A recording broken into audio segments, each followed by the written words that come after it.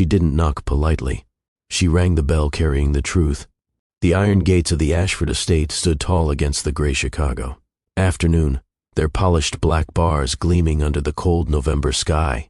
Thanksgiving had arrived wrapped in chill air and quiet wealth. Inside the mansion, crystal glasses clinked, soft laughter drifted across marble floors, and the scent of roasted turkey and buttered herbs filled the rooms meant only for people who belonged. Imani Shaw stood outside that world with one baby carrier in each hand. Her fingers ached from the weight, but she didn't shift them. She didn't adjust her coat. She didn't look back at the black sedan parked at the curb. There was nowhere else to go. The wind brushed against her cheeks, sharp and unforgiving, but it didn't compare to the pounding in her chest. She rang the doorbell. Once, the sound echoed through the Ashford mansion like a warning shot. Inside the dining room, conversation faltered. Silverware paused midair. A wineglass stopped halfway to someone's lips. At the head of the long mahogany table sat Vivian Ashford, perfectly composed. In a cream silk blouse, her posture sharp and unyielding as ever. Around her, generations of Ashfords and carefully selected in-laws filled the room, all polished smiles and practiced ease. Thanksgiving at the Ashfords was not loud. It was not messy. It followed tradition, hierarchy, and control. Until the bell rang again, Vivian's eyes flicked toward the doorway. "Who is that?" she asked calmly, though her brows creased in irritation. A maid excused herself quickly, heels clicking across marble as she moved toward the foyer. Preston Ashford hadn't spoken in the last 10 minutes. He sat 2 seats down from his mother, jaw tight, fingers curled around the stem of his glass.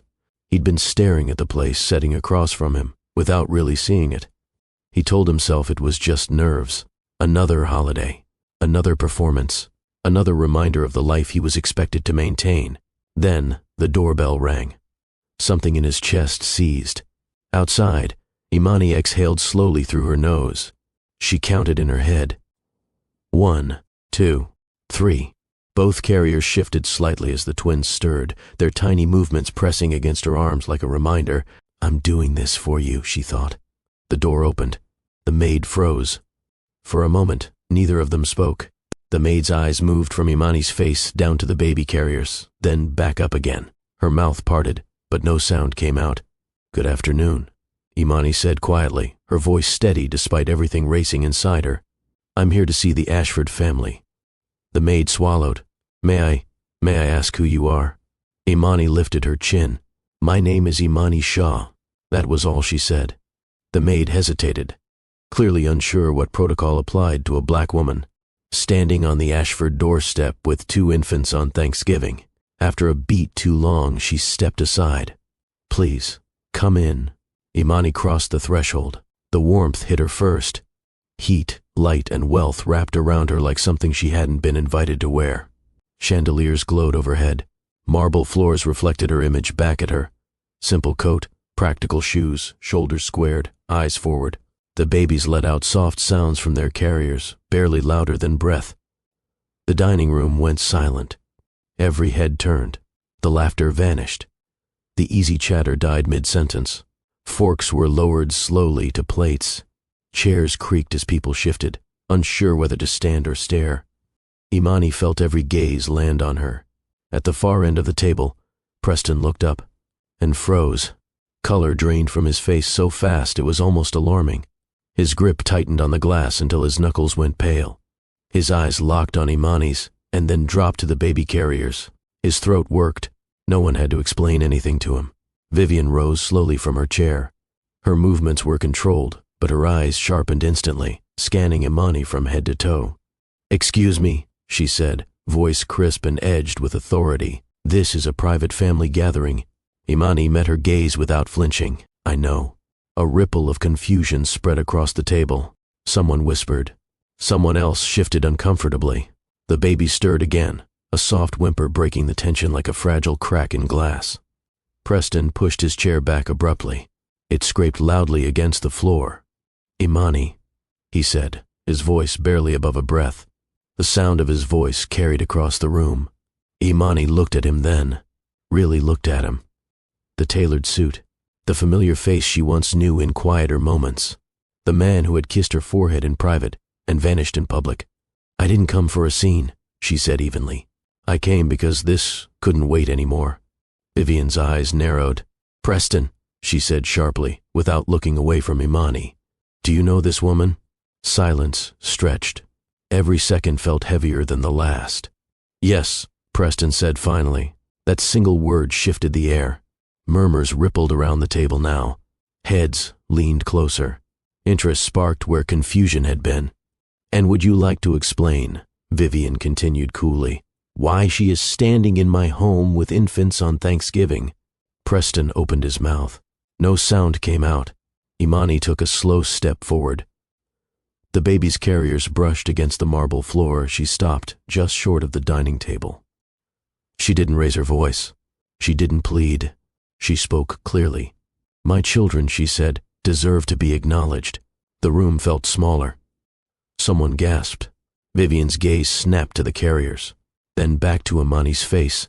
Your children? Vivian repeated. Imani nodded once. Yes. Preston's breath hitched audibly. Imani's heart pounded, but her voice remained firm. I tried to give Preston time. I tried to be patient. I tried to protect this moment from happening like this, but hiding them didn't protect anyone. Vivian's lips pressed together. What exactly are you implying? Imani turned slightly, angling the carriers so they were visible to everyone at the table. She didn't lift the blankets yet. That would come later. For now, this was enough. I'm saying, she continued, that the truth has been waiting long enough. Preston finally found his voice. Mom. Vivian raised a hand sharply, silencing him without even looking. Her attention remained fixed on Imani. If you have something to say, young woman, you will say it clearly. Imani met her gaze head on. What would you do, she asked calmly, if your grandchildren were erased before they ever had a chance to be seen? The question landed like a weight.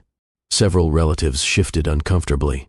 An older aunt leaned forward, eyes fixed on the carriers. Another relative whispered Preston's name under their breath. Vivian didn't answer right away. Instead, she studied Imani. Not just her appearance, but her posture, her resolve, the way she held herself like someone who had already made peace with whatever came next. And who, Vivian asked finally, is their father? Imani didn't hesitate. Your son. The words rang through the room. Preston's glass slipped from his hand and shattered against the floor. No one moved to clean it up. The baby stirred again, tiny sounds filling the silence that followed. Imani didn't look away. She didn't retreat. She didn't soften the truth. A billionaire had hidden twins, and now the truth was standing in his mother's dining room. Imani's hands tightened around the carriers as she added quietly, I'm not here to beg. I'm here because lies don't get to decide my children's place in the world. Vivian's face remained unreadable, but something shifted behind her eyes. The room held its breath. No one knew what would happen next, and that was exactly where the story paused. The silence pressed down on the room like a held breath. Broken glass lay forgotten near Preston's chair, the shards catching light from the chandelier as if mocking the stillness. No one moved. No one spoke.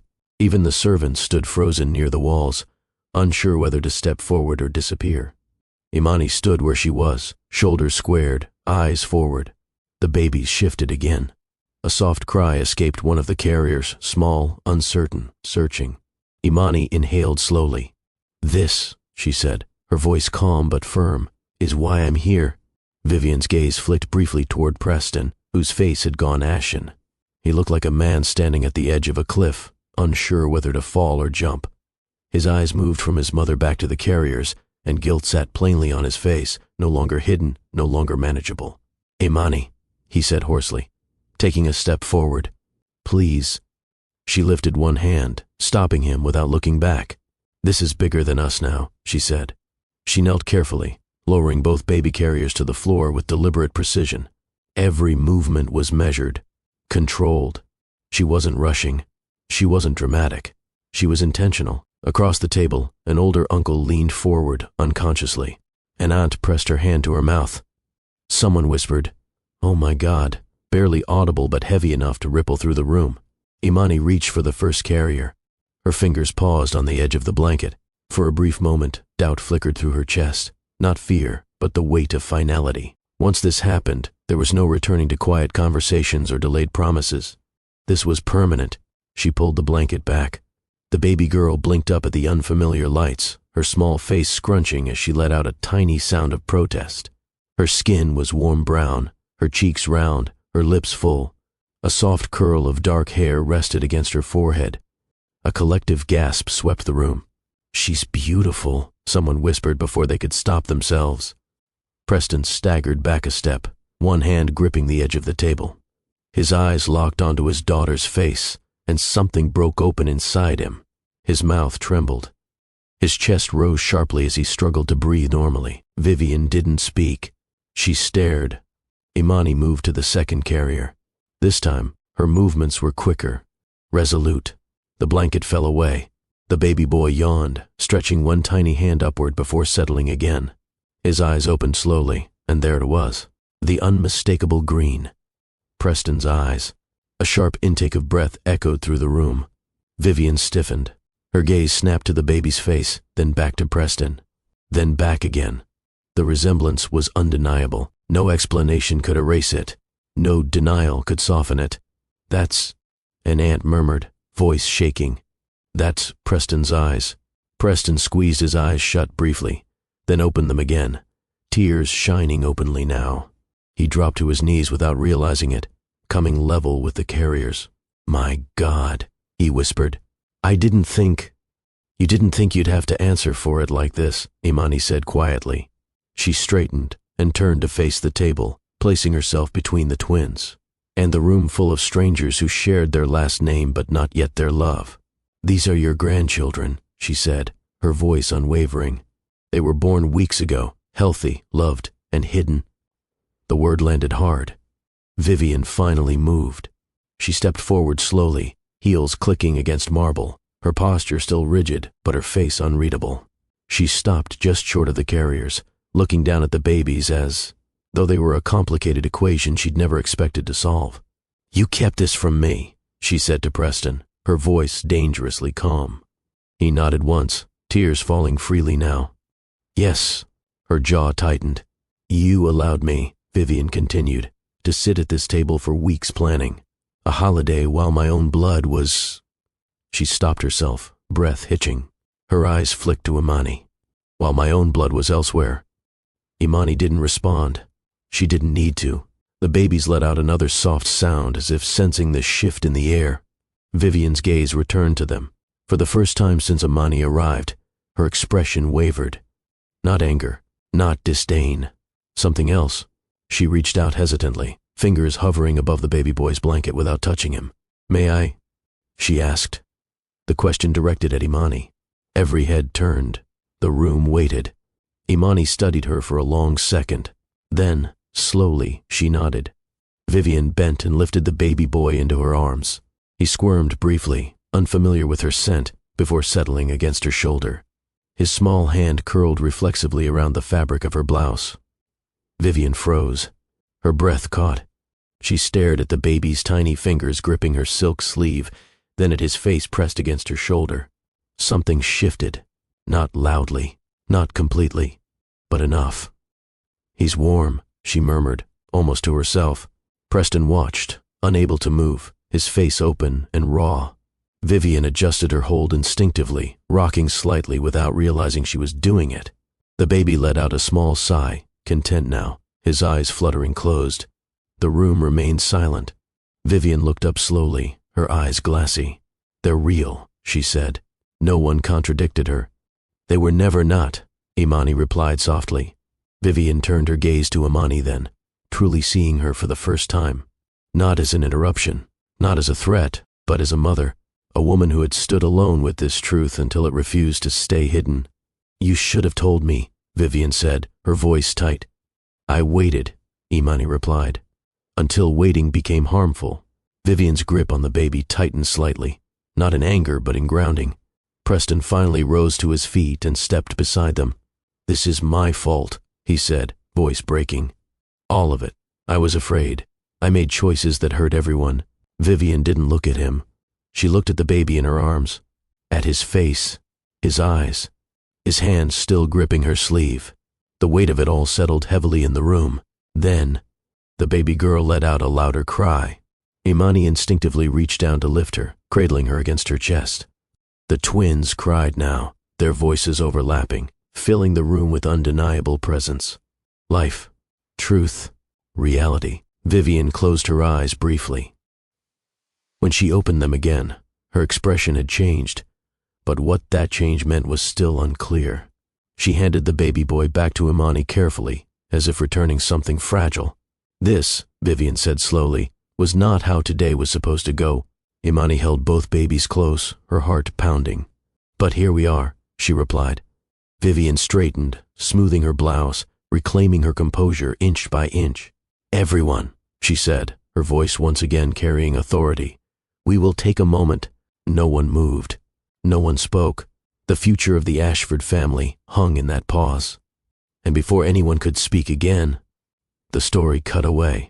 Before anyone in that dining room could speak again, before a single decision was made or a single apology offered, the truth stood exactly where it had been placed, right in the center of everything. 2 infants, 1 mother, a family forced to look at what it had ignored. And bestie, this is where the real story begins. Welcome back to Harrison Love Stories. And if you're new here, you didn't arrive by accident. You landed in a story about courage colliding with power, about a woman who refused to let silence decide her, children's worth, and about a billionaire family learning that money can't shield you from consequences. What you just witnessed wasn't drama for drama's sake. It was the opening strike of a truth that had been avoided for far too long. Because the hardest part of love isn't falling. It's standing up when hiding feels easier. This story isn't about a Thanksgiving dinner gone wrong. It's about what happens when private choices finally face public reality. At one end of that table sat a mother who had lived her entire life believing control equaled stability. Vivian Ashford built her world on appearances, legacy, and order. In her mind, family was something you curated carefully, not something that arrived unexpectedly and demanded space. At the other end stood Imani Shaw, a woman who had already endured quiet nights, unanswered promises, and the weight of raising newborns without acknowledgement. She didn't walk into that mansion looking for approval. She walked in because love, when denied, becomes a responsibility you must defend. Between them stood Preston Ashford, a man who had everything except the courage to be honest when it mattered most. And now, with the truth laid bare, no one gets to leave unchanged. This story will take you behind closed doors long after the plates are cleared and the guests are gone. It will show you what happens when a man realizes too late that avoiding discomfort can cost you everything. It will show you the strength it takes for a woman to protect her children, even when the odds are stacked against her. And it will show you how pride, when challenged, can either destroy a family or reshape it. Because here's what's at stake now. If Preston stays silent, he loses more than reputation. He loses the right to call himself a father. If Vivian clings to control, she risks losing the very legacy she tried to preserve. And if Imani walks away, she does so knowing she stood firm, but at the cost of connection her children deserve. Nothing is guaranteed from this moment forward. Not forgiveness, not acceptance, not unity. This family must choose, and the choice won't come easily. There will be words spoken that cannot be taken back.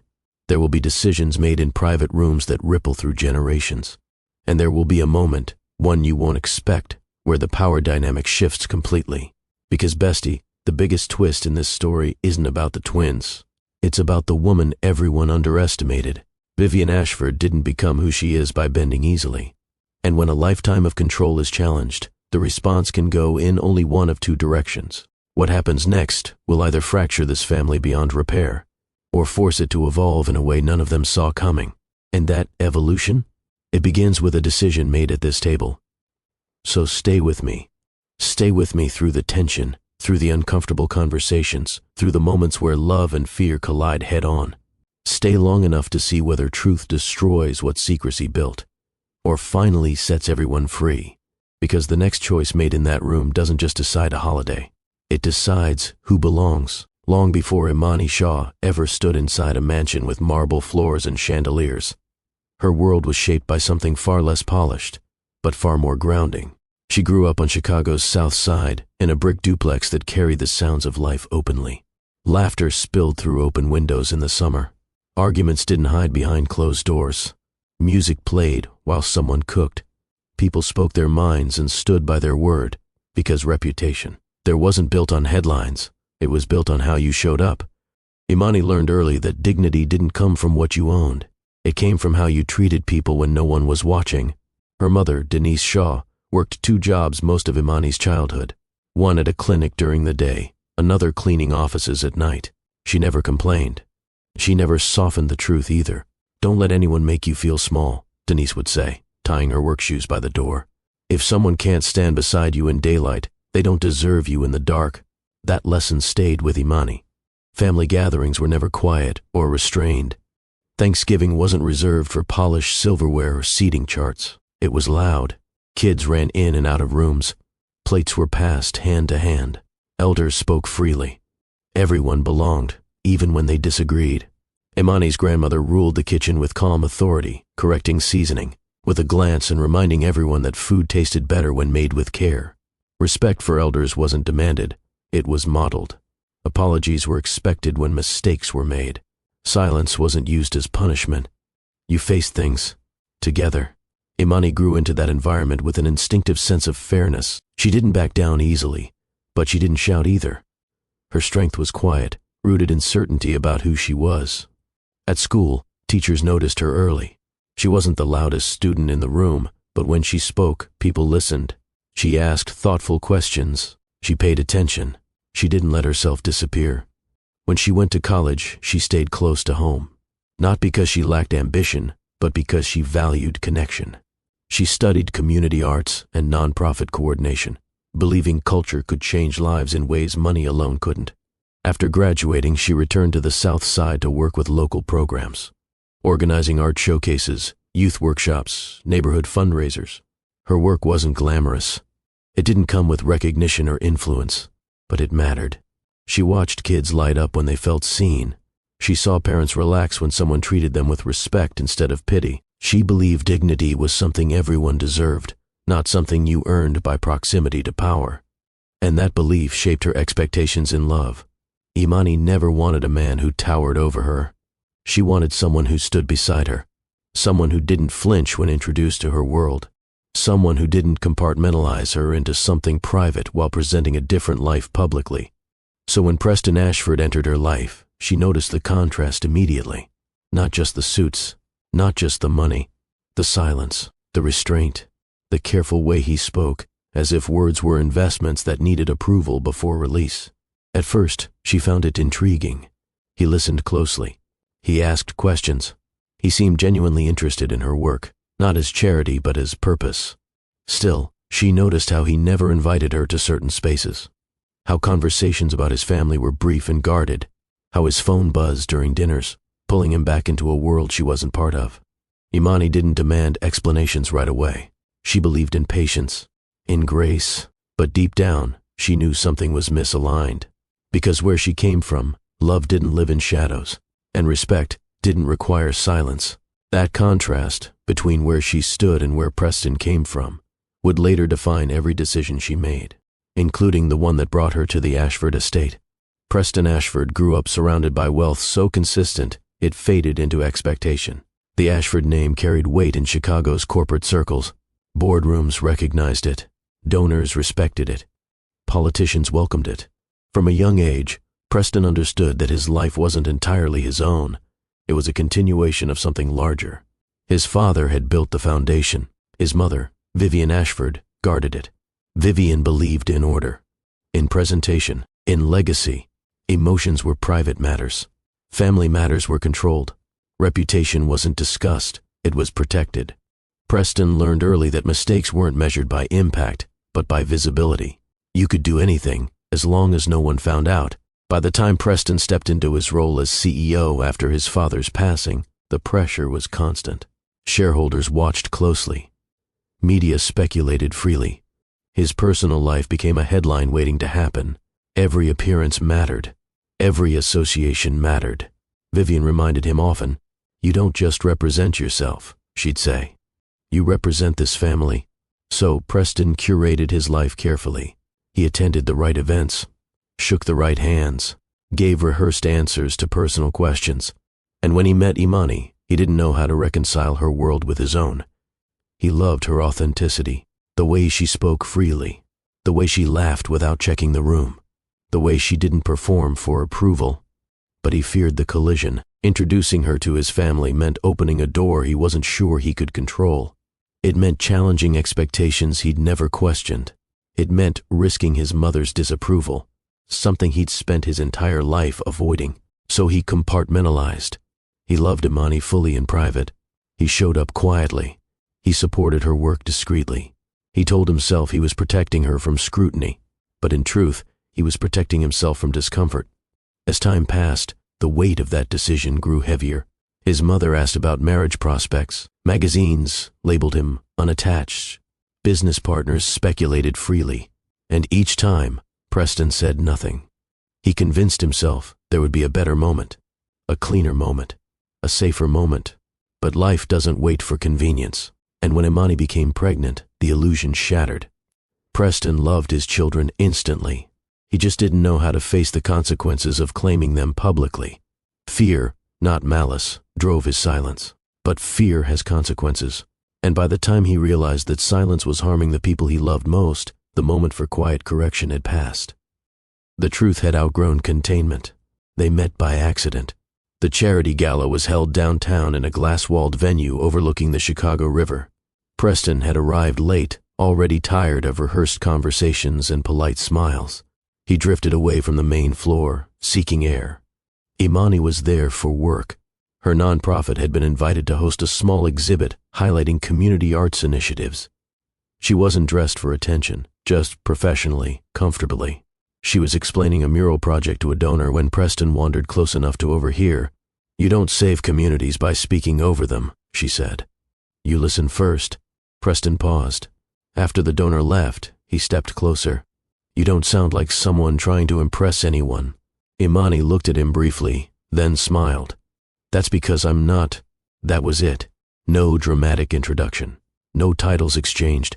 They stepped onto the terrace together. The city stretched out behind them. The conversation flowed easily, about Chicago, about work, about purpose. "You actually enjoy what you do," Preston observed. "I do," she replied. "It matters to me." He nodded slowly. "I don't hear that often." She studied him then. "That's because most people are trying to be impressive instead of honest." He laughed quietly. "You might be right." They spoke for over an hour.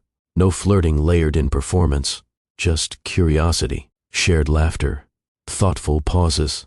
When Preston finally checked his watch, surprised, he shook his head. "I should get back in there." Imani nodded. "Duty calls." He hesitated. "Would you like to get coffee sometime?" She smiled. "Sure." That was the beginning.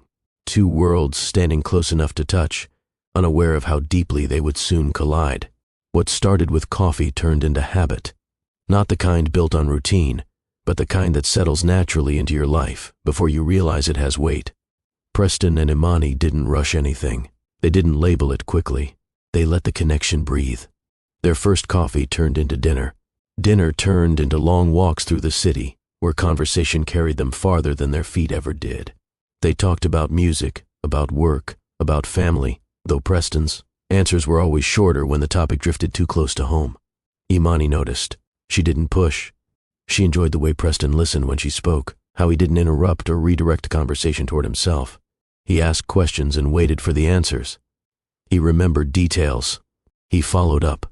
"You really care about this," he said one evening, watching her explain a youth art program she was coordinating. "I do," she replied simply. "People deserve spaces where they're seen." He nodded. "You make it sound necessary."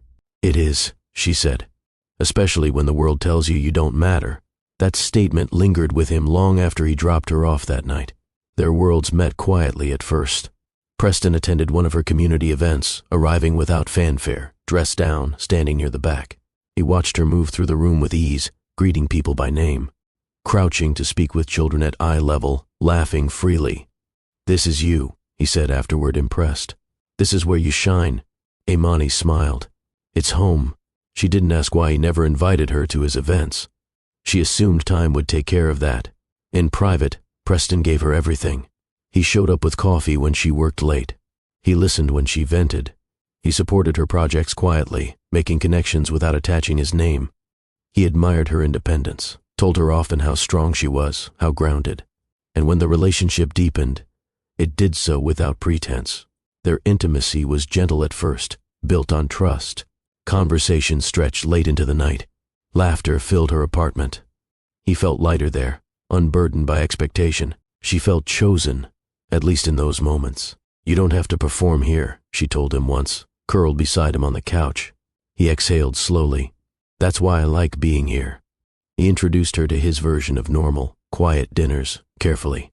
Selected restaurants, late-night work calls he apologized for taking. She introduced him to warmth, shared meals, spontaneous plans, family gatherings where everyone spoke at once. The contrast didn't bother her. At first, she noticed the way he never posted photos of them, the way he always met her rather than picking her up, the way his phone went silent whenever his mother's name appeared. "You okay?" she asked one evening when his expression shifted mid-conversation. "Yeah," he said quickly. "Just work." She accepted that answer longer than she should have. Months passed. Their connection deepened. Love followed naturally, spoken softly at first, then with certainty. They shared dreams, talked about travel, about impact, about what they wanted their lives to stand for. But there were lines Preston never crossed. He never brought her to his home, never introduced her to his family, never mentioned her publicly. At first, he explained it as privacy. "My mother is very particular," he said carefully one night. "She likes to control her environment." Imani nodded. "That's understandable. She wouldn't understand us right away," he added. "I just want to prepare her." Prepare her. The phrase sat with Imani longer than she admitted. She began noticing things she hadn't before. Magazine articles describing Preston as unattached. Invitations addressed to him alone. Business dinners he attended without her. "You don't ever correct them," she said gently one night, referring to an article labeling him single. He hesitated. "It's not worth the attention." Imani studied him. "Is it about attention or acceptance?" He didn't answer right away. "I just want to protect what we have," he said finally.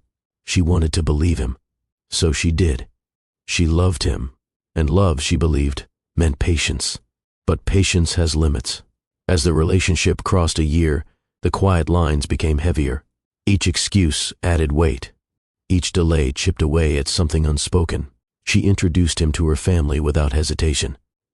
He attended birthdays. He sat at her mother's table. He listened to her grandmother's advice with respect. They welcomed him fully, and he accepted, gratefully, but he never returned the gesture. One evening, after yet another event he attended alone, Imani finally spoke up. "Preston," she said, her voice steady but serious. "Where do I fit in your life?" He looked at her, surprised. "What do you mean?" "I mean publicly," she clarified. "I'm not asking for headlines. I'm asking to exist." He ran a hand through his hair. "You do exist. With me."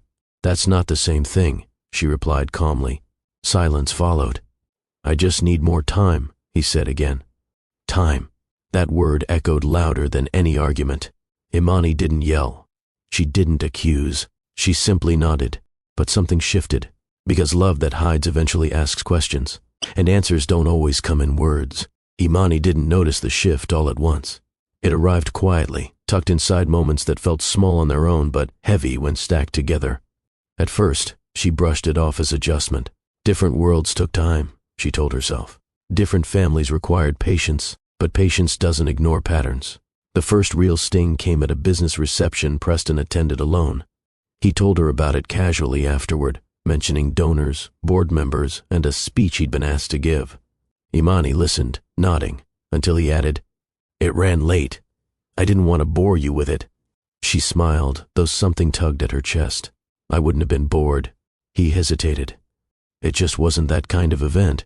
She didn't argue. Then came the article. She saw it while scrolling one evening, her phone glowing softly in her dim living room. Preston's photo filled the screen, polished, confident, unmistakably him.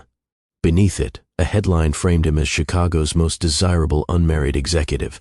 "Eligible bachelor," it read. Imani stared at the words longer than she meant to. When Preston arrived later that night, she showed him the article without accusation. "Did you see this?" He glanced at it briefly. "Yeah, media nonsense. You didn't correct it." He shrugged. "It's not worth the attention." Imani nodded slowly. "So I don't exist?" That's not what I meant. But it's what happens, she replied evenly. The room fell quiet. Preston reached for her hand. You know how my world is. She pulled her hand back gently. I know how silence works. From that moment on, Imani started noticing everything. How invitations arrived with his name alone. How his mother never called when she was nearby. How he always stepped outside to take certain calls. None of it was loud. None of it dramatic. But it was consistent. Her internal conflict grew heavier by the week. She loved Preston. That hadn't changed. But love didn't erase the unease settling in her chest. She began questioning herself, wondering if she was asking for too much, if her expectations were unrealistic. But deep down, she knew the truth. Where she came from, love didn't require hiding. And the more Preston avoided introducing her to his world, the clearer the line became between where she stood and where he was willing to stand with her.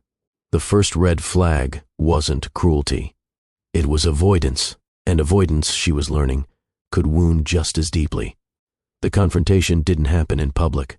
It happened in the quiet of her apartment, on an ordinary night that had nothing special written into it, which made it unavoidable. Preston arrived later than planned. Loosening his tie as he stepped inside. Imani watched him move through the space as if it were familiar, comfortable, yet still separate from the rest of his life. She didn't greet him with questions. She waited until they were sitting across from each other. The silence stretched thin between them. Preston, she said calmly, we need to talk. He sensed the shift immediately. Okay, she took a breath. Why haven't I met your family? His shoulders tensed. We've talked about this. No, she said gently. You've postponed it.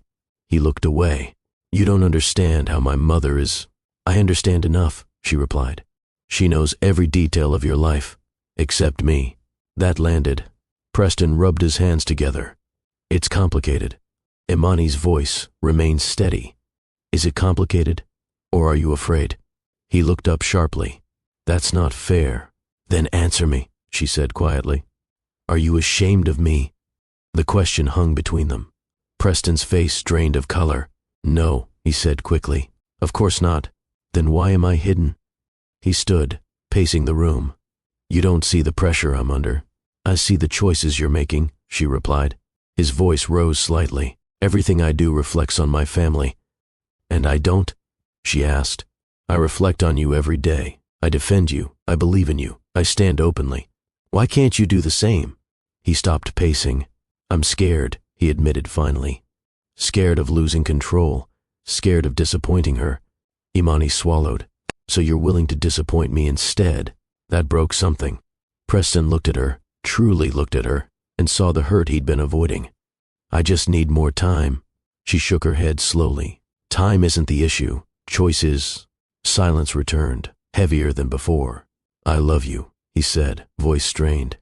I love you too, she replied. That's why this hurts. She stood, wrapping her arms around herself. I won't beg to be chosen. I won't live half seen. If you can't stand beside me fully, then we need to be honest about what this is. The stakes were clear now. Not love versus career, but courage versus fear. Preston didn't respond right away, and that pause told her everything. The truth arrived quietly.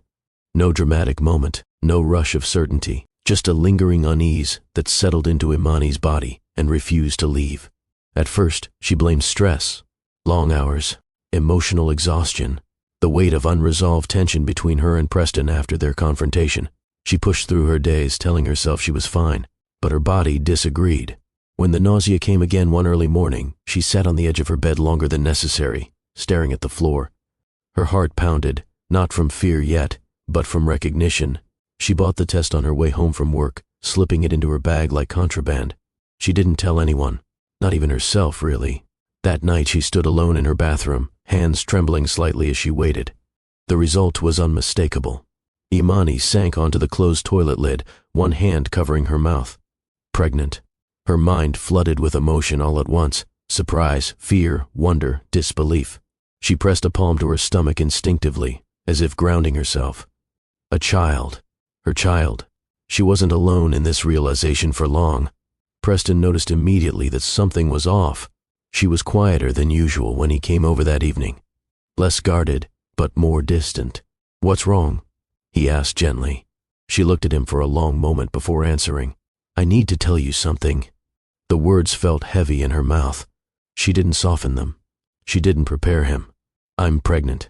The room went still. Preston stared at her, his expression frozen somewhere between shock and awe. What? She nodded, her voice steady despite the tremor in her hands. I took a test today. For a moment, he said nothing. Then he moved. He crossed the space between them in 2 strides and pulled her into his arms, holding her tightly. His breath came fast, uneven. A baby, he whispered. We're having a baby. Tears filled Imani's eyes, not from fear, but from the joy she'd been holding back. She clung to him, letting herself feel it fully for the first time. But the joy didn't last unchallenged. Preston pulled back slowly, his hands still on her shoulders. His face shifted, not away from happiness, but toward calculation. We need to think, he said carefully. Imani stiffened. Think about what? About timing, he replied. About how we handle this. Her chest tightened. I want to be happy about this, he added quickly. I am happy. This isn't simple. It never is, she said softly. He ran a hand through his hair. My mother, the press, the company. If this comes out the wrong way, Imani pulled away. Comes out? He hesitated. I'm asking if we can keep this quiet for now. The joy drained from her face. Quiet, she repeated. Just for a little while, he insisted. Until I can figure out how to handle it properly. Imani stared at him, hurt blooming sharp and sudden. You want me to hide again? No, he said quickly.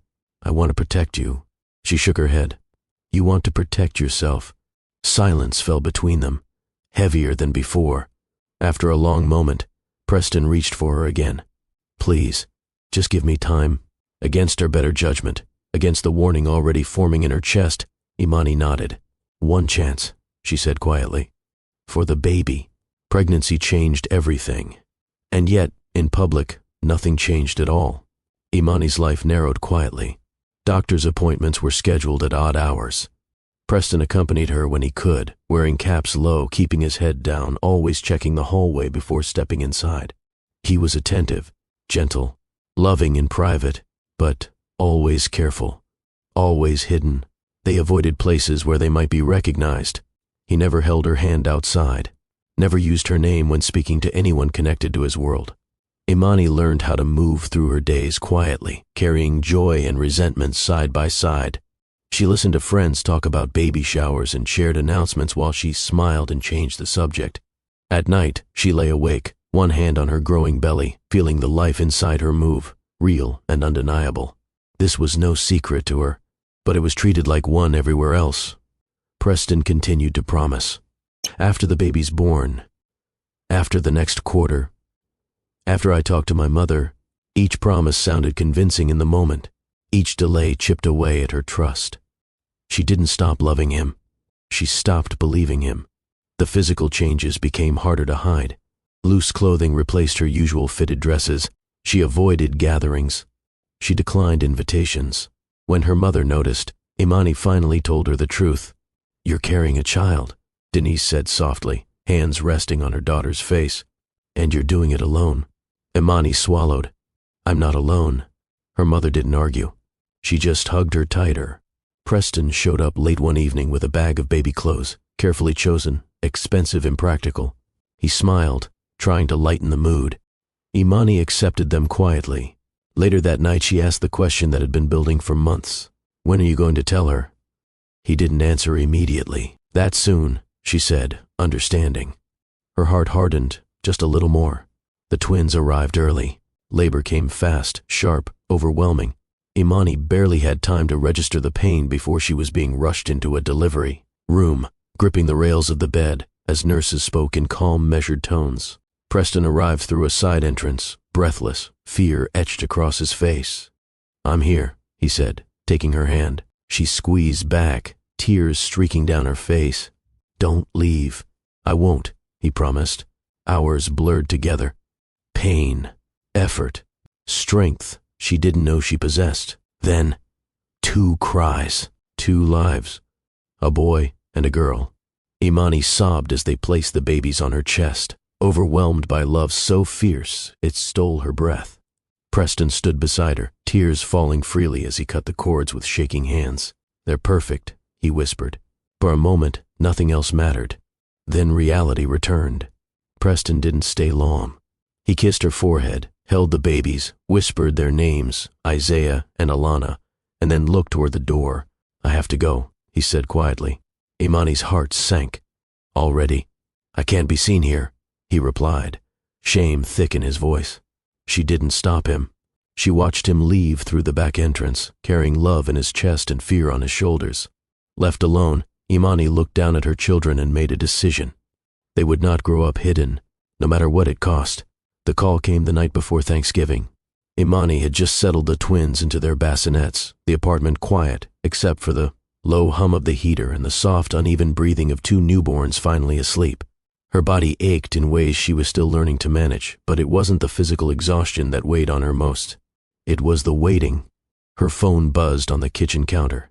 She already knew who it was before she looked. "Preston," she answered without greeting. "Hi." "Hey," he said, voice careful. "Too careful. How are you holding up?" "I'm fine," she replied. "The babies are sleeping." "That's good," he said, relief audible. "That's really good." A pause followed, one that stretched long enough for her to brace herself. "I won't be able to come by tomorrow," he said finally. Imani closed her eyes. "Tomorrow is Thanksgiving," she replied, not accusing, just stating fact. "I know," Preston said. "That's why I'm calling." She leaned back against the counter, staring at the ceiling. "Go on." "My mother's hosting," he continued. "The whole family will be there. It's a lot." Imani felt the familiar tightening in her chest. "You already told her then?" "No," he admitted. "Not yet." Silence filled the space between them again. "I just don't think it's the right time," he added quickly, as if speed might soften the words. Imani's jaw clenched. "You said that before," she said quietly. "I know," he replied. "But this is different." "How?" she asked. "Because it's a holiday," he said. "Because everyone will be watching. Because emotions will already be high." Imani let out a slow breath. "So when would be the right time?" He hesitated. "Soon." She almost laughed. "Soon," she repeated. "That's what you said when I found out I was pregnant. That's what you said when I started showing. That's what you said when the twins were born." "This isn't fair," Preston said, frustration creeping in. "No," she replied calmly. "It's honest." He lowered his voice. "I just don't want to ruin Thanksgiving." The words landed harder than anything else he'd said. Imani straightened. "You think telling the truth would ruin Thanksgiving?" she said slowly. "But hiding your children doesn't ruin anything?" He didn't answer. She glanced toward the living room, where Isaiah and Alana slept, unaware of the conversation shaping their future. "They're real people," she said. "Not an inconvenience." "I know that," Preston insisted. "I love them." "Then act like it," she said. Another pause. "I'll come by later this week," he offered. "We'll talk. I promise." Imani felt something shift inside her. Not anger, not sadness, but clarity. "No," she said softly. "No." He echoed. "No more later," she replied. "No more promises." She heard his breath hitch. "What are you saying?" "I'm saying," she continued, her voice steady, "that I won't let my children grow up waiting for a moment that never arrives." Preston exhaled sharply. "Imani, please, just give me this holiday." She shook her head, though he couldn't see it. "You've had every holiday, every opportunity, every chance." Her voice softened, but the resolve remained. "This isn't about your mother anymore. It's about me realizing I've reached my limit." He fell silent. "Good night, Preston," she said. She ended the call before he could respond. And in that quiet kitchen with two sleeping infants behind her, Imani knew something had ended. And something else had begun. Imani didn't cry after the call. She stood there for a long moment, phone resting on the counter, listening to the stillness of her apartment. The decision didn't arrive with drama. It arrived with certainty. She walked into the living room and stood over the bassinets, watching Isaiah and Alana sleep. Their faces were peaceful, untouched by the fear and hesitation that had shaped their earliest days. "You won't be hidden," she whispered. The words felt like a vow. She moved with quiet purpose after that. She packed slowly, deliberately. Diapers first. Bottles. Extra blankets. A change of clothes for each baby. She didn't rush. She didn't second-guess herself. Every item she placed in the bag felt like another step forward. She dressed the twins carefully, hands steady. She whispered to them as she worked, grounding herself in the rhythm of care. "This is me choosing you," she said softly. Fear tried to surface, fear of rejection, fear of humiliation, fear of what came next. But courage was louder. She thought of her mother's words, of her upbringing, of the example she wanted to set. She would not beg. She would not wait. She would not shrink. By morning, everything was ready. The city was quiet as she loaded the babies into the car, the sky heavy with winter clouds. She didn't know exactly what awaited her at the Ashford estate, only that she would arrive standing tall. As she drove, she replayed every moment that had led her here. The love, the patience, the excuses, the silence. She wasn't doing this to punish Preston. She was doing it to protect her children. The gates of the Ashford estate loomed ahead, larger than she remembered. She parked at the curb and turned off the engine. For a brief moment, fear flickered again. Then she picked up the carriers. Her grip was firm, her posture straight, her heart steady. She rang the bell, not as a guest, not as a secret, but as a mother who had decided her children deserved to be seen. The Ashford dining room had never felt so small. Crystal glasses sat untouched. Steam rose from the turkey at the center of the table, but no one reached for it. Every eye was fixed on Imani, and on the two baby carriers resting at her feet. Vivian Ashford stood at the head of the table, hands braced lightly against the polished wood. Her posture was flawless, but the tightness in her jaw betrayed her composure. "This is highly inappropriate," Vivian said, her voice calm but edged. "You have interrupted a private family gathering." Imani met her gaze without lowering her eyes. "I'm aware." Preston remained frozen beside his chair, his body rigid, his face pale. He looked like a man caught between two worlds with no idea how to move. Vivian continued, "If you have business with my son, you should have arranged it properly." "This isn't business," Imani replied evenly. "And it couldn't be arranged." Vivian's eyes flicked to the carriers again. "Then what exactly is your purpose here?" Imani took a breath. "My purpose," she said, "is to end a lie." A murmur spread across the table. A cousin shifted uncomfortably. An aunt glanced from Preston to Vivian, then back again. Vivian's tone sharpened. "You will explain yourself." Imani nodded once. "Your son and I were together for over a year. During that time, I became pregnant. I informed him immediately." Vivian's gaze snapped to Preston. "Is this true?" Preston swallowed hard. "Yes." The room seemed to tilt. Imani continued, her voice steady. "I carried the pregnancy quietly, at his request. I gave birth weeks ago, twins."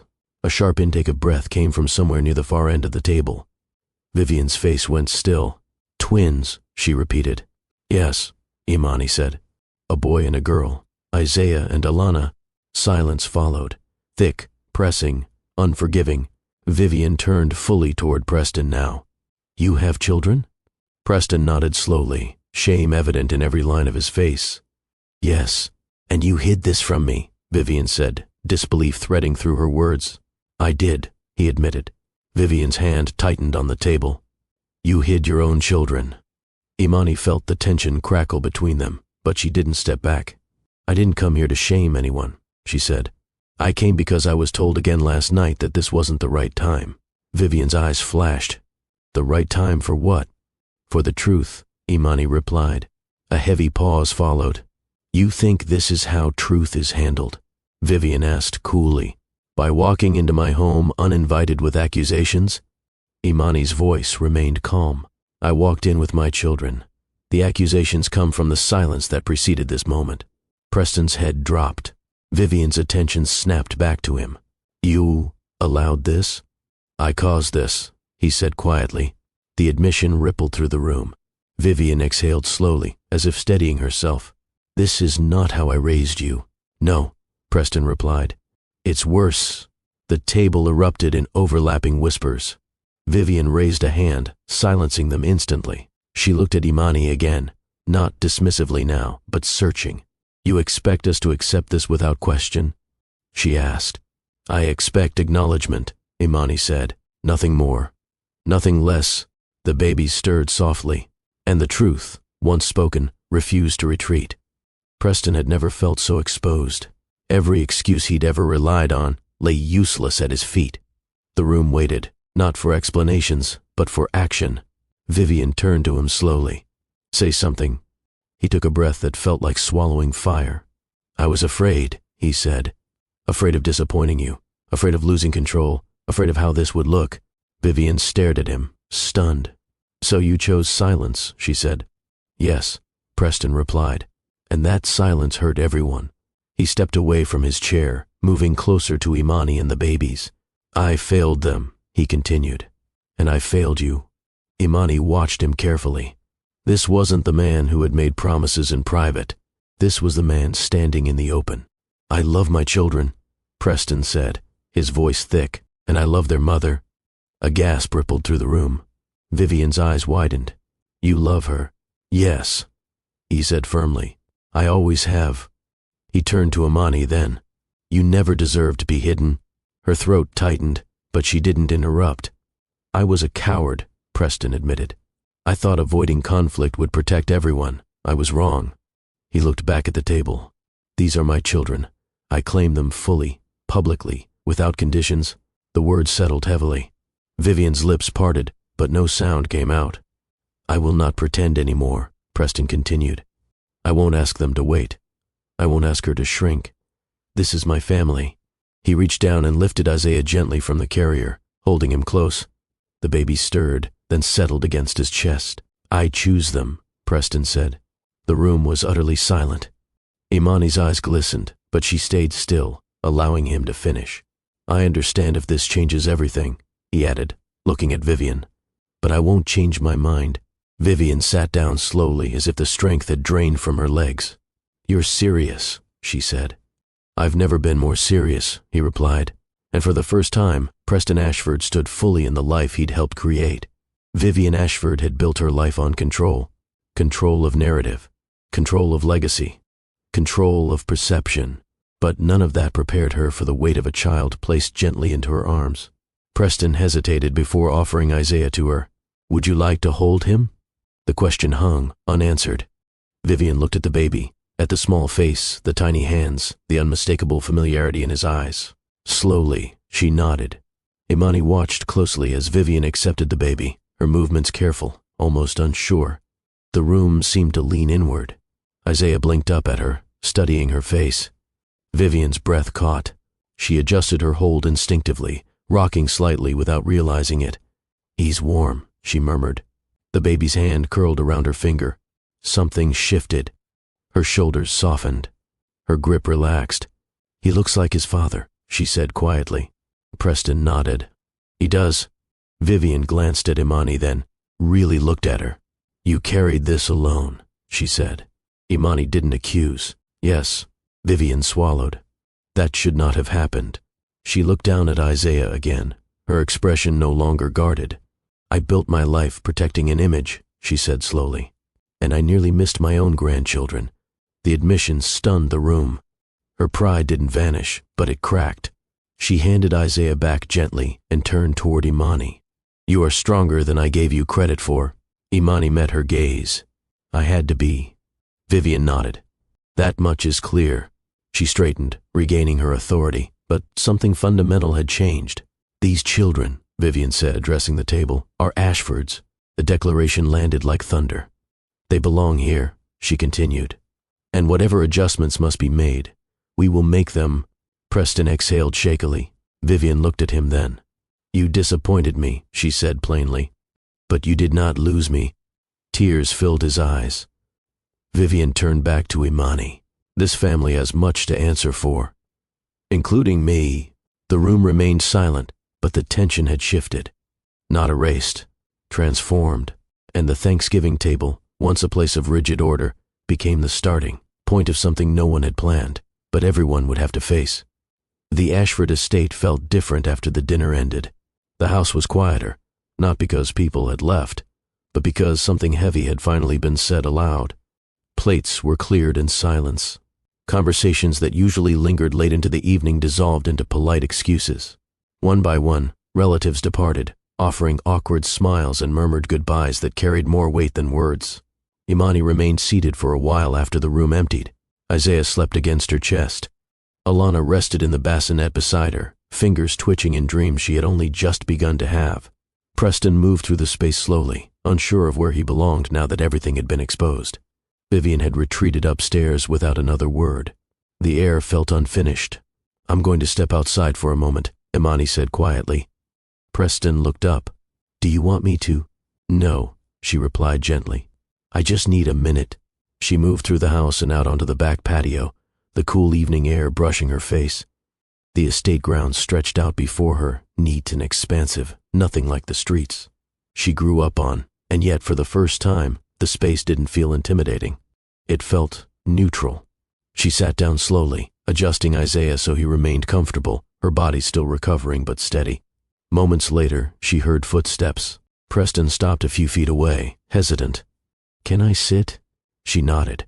He lowered himself onto the chair opposite her, elbows resting on his knees, head bowed. "I don't know where to start," he said, after a long pause. Imani didn't rush him. She watched the night settle around them. "Start with the truth," she replied. He swallowed. "I'm sorry." The words were simple, not rehearsed, not defensive. "I'm sorry for hiding you," he continued. "For hiding them. For every moment I chose comfort over courage." His voice broke slightly, but he didn't stop. "I told myself I was protecting you, protecting my family, but all I was really doing was protecting my fear." Imani listened, her face calm but her chest tight. "You asked me if I was ashamed of you," he said softly. "And I said no, that was true, but I was ashamed of myself. And instead of facing that, I let you carry the weight alone." She closed her eyes briefly. "I watched you stand in that room tonight," Preston went on, "with more strength than I've shown in years, and I realized how badly I failed you." He looked up at her, eyes wet. "I don't expect forgiveness just because I finally spoke up." Imani met his gaze. "Good." He nodded. "I just needed you to know that I see it now, all of it." The silence between them was no longer tense, just honest.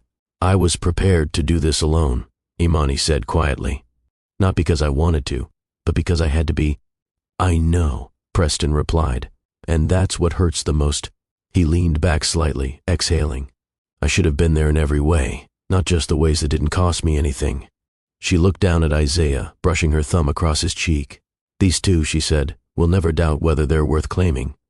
That's non-negotiable." "I understand," Preston said immediately. "And I promise you, they will never be hidden again." She studied his face, searching for hesitation. There was none. "This isn't about one night," she continued. "It's about who you choose to be when things get uncomfortable."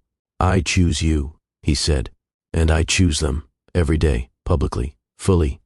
Her eyes glistened, but she remained steady. "I'm not ready to pretend everything is fixed," she said honestly. "Trust doesn't heal instantly." "I wouldn't expect it to," he replied. "I'll earn it, however long it takes." For the first time since the confrontation, Imani felt the tightness in her chest ease, just slightly. Inside the house, a light clicked on upstairs. Vivian appeared at the edge of the patio doorway. She paused when she saw them, her expression unreadable. For a moment, she seemed ready to turn back. Then she stepped forward. "I won't interrupt," Vivian said, her voice quieter than usual. "But I need to say something." Preston stood instinctively. Imani remained seated. Vivian approached slowly, stopping a respectful distance away. "I was wrong," Vivian said, looking directly at Imani. "About many things." Imani didn't respond immediately. "You showed courage tonight," Vivian continued. "Not recklessness, courage. And you did it for your children."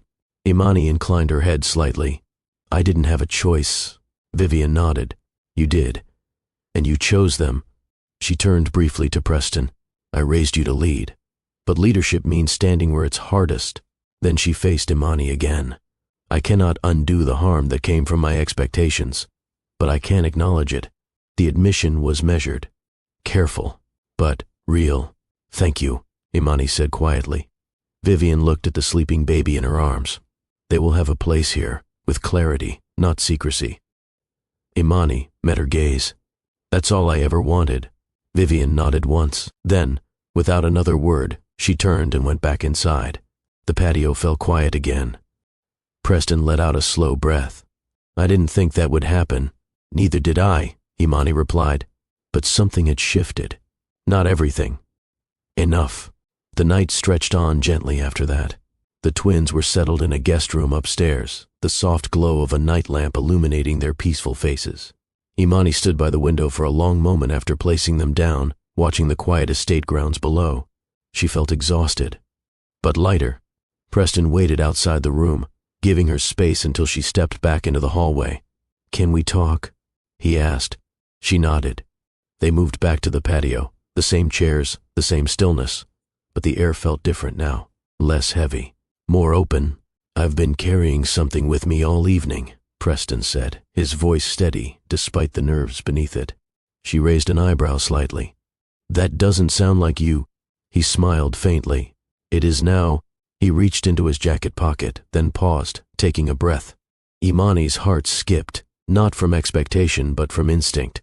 "Before tonight," he said, "I thought love was something I could manage quietly, something I could protect by keeping it contained." He looked at her. "You taught me that love demands visibility." He dropped to one knee. Imani's breath caught. "I know I've broken your trust," Preston continued. "I know forgiveness is something I'll have to earn every day, but I also know this. I don't want to build a future without you." He opened the ring box, revealing a simple, elegant ring. "Not in shadows," he said. "Not halfway. Fully." Tears welled in Imani's eyes. "Imani Shaw," he said, his voice thick but unwavering, "will you marry me?" For a moment, she couldn't speak. Every fear she'd carried surfaced and then faded, replaced by clarity. "Yes," she said softly. The word trembled, but it was certain. "Yes." Preston exhaled sharply, laughter and emotion breaking free as he slid the ring onto her finger. He stood and pulled her into his arms, holding her tightly. "I love you," he whispered. "I love you," she replied. Footsteps echoed behind them. Vivian stood at the doorway again, having witnessed the moment. She stopped short, taking it in. Preston straightened, instinctively protective but unashamed. Vivian's lips curved into a small, restrained smile. "Congratulations," she said simply. The word carried more meaning than she let on. Imani met her gaze. "Thank you." Vivian nodded. "The family will be informed." Preston blinked. "All of them?" "Yes," Vivian replied. "There will be no confusion going forward." The choice was public now, unmistakable. Later that night, as Imani lay beside Preston in the guest room, listening to the soft breathing of their children nearby, she reflected on the path that led them here. Love hadn't saved them. Truth had, and the courage to face it together. Change did not come to Vivian Ashford overnight. It arrived in small, deliberate moments, the kind that demanded humility rather than performance. In the days following Thanksgiving, the Ashford estate settled into a new rhythm. The twins' presence altered the house in ways no renovation ever could. Morning light filtered into rooms once reserved for silence, now accompanied by soft cries, gentle rocking, and the quiet shuffle of caregivers learning unfamiliar routines. Vivian observed it all carefully. She did not rush forward. She did not overwhelm. Instead, she watched and listened. Imani noticed first that Vivian stopped issuing instructions and began asking questions. Does he prefer to be held this way? Is she sensitive to noise? What time do they usually sleep? They were simple questions, but they carried weight. They signaled effort, awareness. One afternoon, Vivian requested a private conversation. Imani found her seated in the sunroom, hands folded neatly in her lap, posture composed but less rigid than before. The twins slept nearby, their breathing soft and even. "I asked you here," Vivian said, "because I owe you an apology." Imani remained standing for a moment before sitting opposite her. Vivian met her gaze steadily, not for the scene at Thanksgiving, that was inevitable, but for everything that led up to it. Imani listened without interrupting. "I built my life believing that control prevented harm," Vivian continued. "That if I shaped outcomes carefully enough, nothing could slip through unnoticed." She exhaled slowly. "What I didn't realize was how much damage silence can cause." Imani folded her hands in her lap. "Silence protects power," she said quietly. "Not people." Vivian nodded. "I see that now." She glanced toward the twins. "I nearly lost the chance to know them, and that would have been my own doing." Her voice softened. "You carried that burden alone. That should never have happened. Imani absorbed the words carefully. Acknowledgement matters, she replied. More than apologies. Vivian inclined her head. Then let this be both. From that day forward, Vivian made herself present in ways that felt genuine rather than performative. She learned the twins' routines. She held them without stiffness. She allowed herself to be corrected without bristling. Bonding happened slowly, but steadily. Imani noticed that Vivian listened differently now. Less intent on directing, more willing to adapt. They shared quiet moments together, feeding times, afternoon walks through the garden, conversations that stretched longer than expected. One evening, as Imani adjusted Alana's blanket, Vivian spoke again. You come from a strong place, she said. It shows. Imani smiled faintly. It had to. Vivian met her gaze. I underestimated that strength, and for that, I am sorry. It wasn't perfection, but it was progress. And for the first time, Imani felt that her children were not merely accepted, they were claimed. Spring arrived gently in Chicago that year. The city softened. Trees bloomed along the streets. Light lingered longer in the evenings, and with it came a wedding that was both elegant and unmistakably honest. Preston and Imani chose to marry in the Ashford garden, not as a statement of status, but as a declaration of unity. No secrecy, no separation. Every part of their lives converged openly. The ceremony was simple. Family gathered beneath a canopy of white blossoms. Guests filled the garden, a mix of worlds that once felt incompatible but now stood side by side. Imani walked the aisle with her mother, her expression calm and radiant. Her gown was understated, chosen for comfort and meaning rather than spectacle. Preston waited at the altar, eyes fixed on her with certainty he had once lacked. Isaiah and Alana were part of the ceremony, dressed in soft neutrals carried by family members who adored them openly. There was no attempt to tuck them away. They belonged, visibly. Vivian sat in the front row. When Imani reached the altar, Vivian stood briefly, offering a nod of acknowledgement that spoke volumes. The vows were spoken without flourish, promises of presence, of honesty, of standing together without hesitation. When Preston said, I choose you, it wasn't just romantic, it was corrective. When Imani replied, I trust you, it was earned. The kiss that followed was met with applause, laughter, and quiet tears from more than a few guests. At the reception, Vivian raised a glass. This family, she said, has grown, not by perfection, but by truth. She turned toward Imani. We are better for it. The room echoed with agreement. Later, as the evening settled into warmth and music, Imani watched Preston dance with their children, laughter easy and unguarded. She watched Vivian nearby, smiling softly, no longer distant. This was unity, not flawless, but real. And for the first time since the twins were born, Imani felt a deep, settled peace.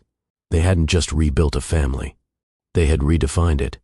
Every story leaves behind more than memories. It leaves behind choices. Looking back at how Imani walked into that house carrying 2 infants and nothing else but truth, it becomes clear that this story was never only about wealth, power, or social standing. It was about the moments when people are forced to decide who they are when no excuses remain. Truth demands courage, not the kind of courage that feels bold or dramatic, but the kind that feels heavy, the kind that costs you comfort. Preston learned that too late at first. He believed silence could protect everyone. He believed delay could soften consequences. But truth doesn't shrink just because we avoid it. It grows, and when it finally arrives, it demands accountability from everyone involved. Truth doesn't ask permission. It doesn't wait for convenience. And it doesn't accept fear as a substitute for integrity. Preston didn't lose control because the truth came out. He lost control because he tried to contain it. When he finally stood up and claimed his children, he didn't destroy his family. He saved it from a lifetime of quiet fractures. Love cannot survive secrecy. Love hidden long enough begins to question itself. Imani felt that truth in every delayed introduction, every unanswered question, every moment she was asked to wait without clarity. Love needs air. It needs acknowledgement. It needs to exist where others can see it, not for validation, but for honesty. Preston loved Imani from the beginning. That was never in doubt. But love that stays behind closed doors slowly becomes uneven. One person carries the weight, while the other carries the privilege of silence. And no relationship can thrive under that imbalance. When Preston chose Imani publicly, it wasn't just romantic, It was restorative. It corrected years of hesitation. It told her, and the world, that love doesn't belong in shadows. Children deserve acknowledgement. Isaiah and Alana entered this world without asking for secrecy or complications. They didn't choose the fear that surrounded their arrival. They didn't choose to be discussed in whispers or protected by silence. Children don't need perfection from adults. They need presence. They need honesty. They need to know that the people who brought them into the world are willing to stand for them without hesitation. Imani understood this instinctively. That's why she refused to wait any longer. That's why she walked into a space she was never invited into. She wasn't asking for permission. She was asserting her children's right to exist fully. Preston's greatest failure wasn't fear. It was allowing his fear to shape their earliest days. His greatest redemption came when he refused to let that continue. Pride destroys families. Vivian Ashford wasn't cruel. She was controlled. She believed she was protecting her family by maintaining appearances, by shaping outcomes carefully, by managing perception. But pride, when left unchecked, builds walls instead of foundations. Pride convinces people that image matters more than impact. It convinces parents that authority matters more than understanding. It convinces families that silence is safer than discomfort. Vivian nearly lost her grandchildren not because she rejected them, but because she never had the chance to know them. Her expectations created distance long before Imani ever rang that doorbell. But pride doesn't have to be permanent. When Vivian allowed herself to soften, when she chose humility over control, she gained more than she lost. She gained truth. She gained connection. She gained a future that wasn't dictated by fear. Forgiveness rebuilds legacies. Forgiveness is not forgetting. It's choosing to move forward without carrying bitterness as identity. Imani didn't forgive Preston because he deserved it immediately. She forgave him because she saw effort, accountability, and growth. She forgave him because she refused to let pain dictate her future. Vivian didn't forgive herself overnight. She learned. She adjusted. She listened. And through that process, she redefined what her legacy would look like. Legacies aren't built on perfection. They're built on repair. This family didn't become stronger because they avoided mistakes. They became stronger because they faced them honestly. And in the end, that honesty gave Isaiah and Alana something invaluable, a family willing to grow. Bestie, now I want to hear from you. Put yourself in Imani's position for a moment. What would you have done? Would you have waited longer, hoping the truth would come out on its own? Or would you have stood up when silence became harmful? There's no easy answer. And that's why stories like this matter. Because real life doesn't hand us clean decisions. It hands us moments where courage and fear stand side by side, and only one of them can lead. Drop a comment below and tell me your biggest takeaway from this story. Was it about courage, accountability, forgiveness, or the reminder that children should never be hidden for the comfort of adults? If this story made you reflect, even just a little, hit the like button. It helps these stories reach more people who need them.